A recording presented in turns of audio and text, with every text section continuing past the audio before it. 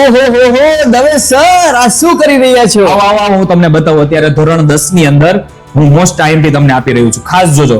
Chapter number 7, chapter number 13 અને chapter number 20. આ 3 chapter છે એની અંદરથી 100 ને અહીં લખી દઉં છું, 110% તમારો અર્થ વિસ્તાર આવશે. જોજો 7મું ચેપ્ટર છે તો એની અંદરથી કયો અર્થ વિસ્તાર આવે તો એક તો સેવિતવ્યો મહાવૃક્ષ અને યથા ચતુર્ભી કનકમ પરીક્ષતા કરી લેજો. 13મું ચેપ્ટર હોય તો 13મા ચેપ્ટર ની અંદર કયું તમારે છોકરાઓ આવી શકે તો કે કર્મણ્યેવા અધિકારસ્તે ચતુર્વિધા ભજન્તે મામ વગેરે વગેરે. અને 20મું ચેપ્ટર હોય તો એની અંદર શું આવે તો કે ભાઈ શિક્ષા ક્ષયમ ગચ્છતિ કાલ પર્યયાત. પછી બીજું કયું આવે તો કે સુખમ હિ દુઃખાન્ય અનુભૂય શોભતે.